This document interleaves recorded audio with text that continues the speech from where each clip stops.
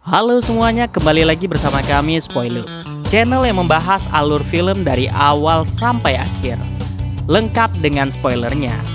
Di video kali ini, kita akan mengupas tuntas film The Shadows Trace 2024, sebuah film aksi thriller brutal yang memperlihatkan bagaimana seorang pembunuh bayaran muda yang terjebak di antara misi, moral, dan dendam. Film ini bukan sekedar aksi berdarah, tapi juga tentang loyalitas yang diuji, pilihan hidup dan mati, dan satu kesalahan yang mengubah segalanya. Nah, jika kamu belum menonton filmnya dan tidak ingin tahu ceritanya, nah sekarang adalah waktu yang tepat untuk berhenti guys. Tapi kalau kamu siap, mari kita masuk ke alur lengkap The Shadows Trace 2024.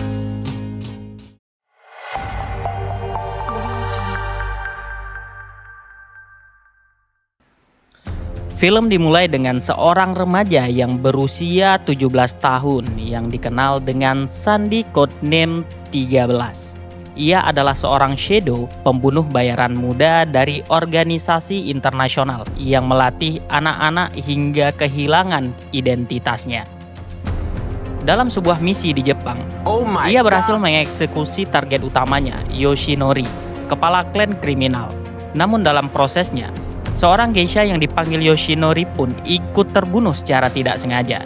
Kematian orang bersalah itu membuat 13 terguncang seketika. Di saat lengah, pengawal klan hampir berhasil melumpuhkannya. Tetapi Umbra, mentornya, datang. Dengan kecepatan dan brutalitas khas Shadow, Umbra membantai seluruh anggota klan lalu menyeret 13 pergi. Alih-alih mendapatkan pengakuan, 13 justru dihukum karena dianggap kehilangan fokus. Ia diskors dikirim ke Jakarta untuk dievaluasi psikologis dan pemulihan. Di Jakarta, 13 hidup di sebuah safe house, dikepung sepi dan mimpi buruk yang terus menghantuinya tentang ibunya yang terbunuh di masa lalu. Ia selalu diperintahkan untuk menelan obat-obatan yang menjaga ingatannya tetap kosong. Setiap kali berusaha mengingat namanya sendiri, rasa sakit kepala hebat menyerangnya. Seolah ada sesuatu yang sengaja dipaksa hilang. Di lingkungan safe house, 13 bertemu dengan bocah 11 tahun bernama Monji dan ibunya, Asti, seorang pekerja seks yang terikat pada Haga, pemilik klub Moon Rose, sekaligus pelaku perdagangan manusia. Suatu malam, 13 menyaksikan Asti dan Monji dipukuli oleh Haga dan anak buahnya. Meski menyadari kejamnya situasi, ia tidak turun tangan. Pagi berikutnya, tubuh Asti ditemukan tak bernyawa, disimpulkan sebagai overdosis. Monji kehilangan ibunya, sementara polisi yang datang dipimpin detektif Prasetyo memperlihatkan wajah dingin tanpa niat menolong. Hari-hari berikutnya, 13 mulai berhubungan dengan Monji. Merasa bersalah atas sikap pasifnya, ia mengajak bocah itu ke makam ibunya, mencoba memberi penghiburan. Namun, tak lama kemudian, Monji menghilang. Mencurigai keterlibatan Haga, 13 menangkap Jeki, salah satu anak buah Haga.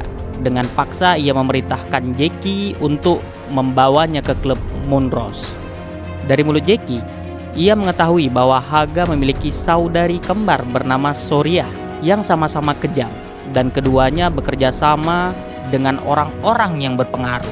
Prasetyo yang korup, Aril, seorang bandar narkoba muda yang mencalonkan diri sebagai wakil gubernur, serta ayah Aril, Sumitro, bos kriminal besar yang berpengaruh politik yang sangat luas. Di klub Moonrose, Soriah sedang mengatur transaksi narkoba dengan bandar besar, Abi Kabil.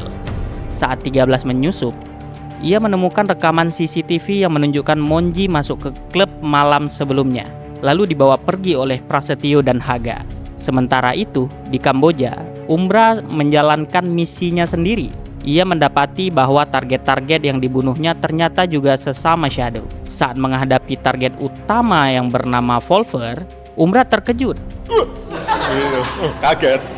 Mengetahui bahwa perempuan itu sedang hamil, sesuatu yang dianggap mustahil bagi Shadow. Umbra bimbang dan membiarkannya pergi. Namun rekannya Troika segera muncul dan menghabisi Volver. Umbra mulai menyadari ada sesuatu yang salah dengan misi-misi yang diberikan padanya.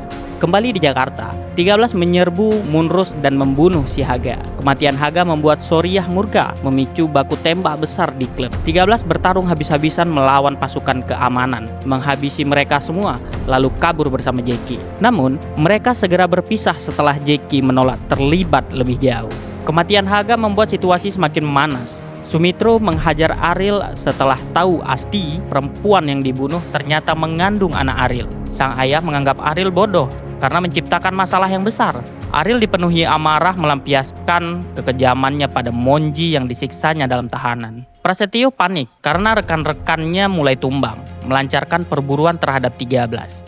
Ia memimpin serangan ke rumah nenek Jackie, namun 13 berhasil menggagalkannya. Prasetyo kabur, lalu menjebak 13 ke mansion Ariel.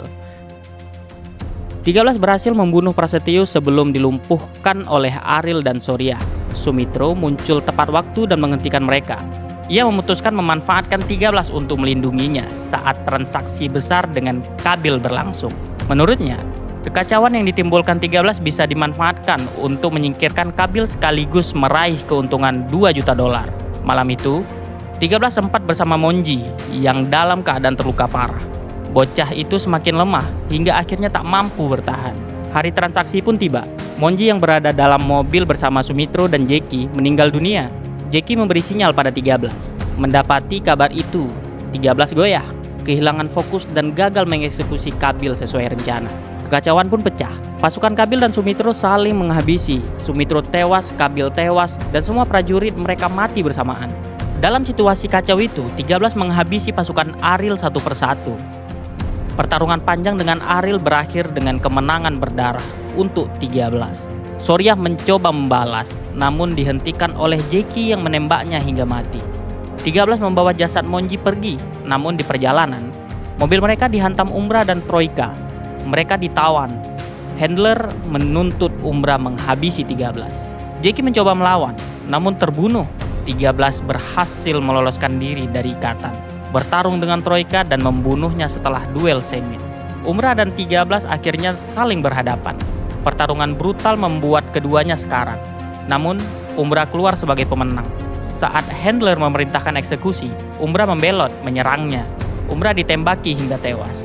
Dalam keputusasaan, 13 membunuh Handler. Di pelukan 13, Umbra yang sekarat akhirnya mengungkap identitas asli muridnya. Untuk pertama kali, 13 mengetahui bahwa namanya adalah Nomi. Umbra menghembuskan nafas terakhirnya. Kembali ke Jakarta, Nomi menguburkan si Monji. Namun perburuan belum selesai. Sekelompok shadow baru dipimpin oleh Codename 14, penggantinya, datang memburunya. Pertarungan singkat pecah hingga tiba-tiba seorang pria bertopeng muncul. Ia membunuh 2 shadow sekaligus dan memaksa 14 mundur. Pria itu membuka topengnya, memperkenalkan dirinya sebagai Master Burai, mentor legendaris Umbra. Ia menawarkan bimbingan baru. Nomi menerimanya, menanggalkan identitas lamanya sebagai Codename 13 dan memilih melanjutkan hidup dengan nama aslinya. Dan itulah alur lengkap film The Shadows Trace 2024. Sebuah cerita tentang bagaimana satu keputusan bisa mengubah hidup seseorang. Dan bagaimana keluar dari dunia gelap tidak pernah semudah masuk ke dalamnya. Film ini menunjukkan bahwa tidak semua pembunuh adalah monster dan tidak semua orang yang terlihat benar-benar bersih. Bagaimana menurut kalian? Apakah keputusan sang tokoh utama sudah tepat atau justru sejak awal dia tidak pernah punya pilihan? Tulis pendapat kalian di kolom komentar karena spoiler bukan cuma tentang spoiler tapi juga tentang membaca makna di balik cerita. Jangan lupa like, subscribe, dan nyalakan lonceng notifikasinya biar kamu nggak ketinggalan pembahasan film-film gelap, brutal, dan penuh plot twist berikutnya. Sampai ketemu di video selanjutnya, tetap waspada karena setiap cerita selalu punya bayangan.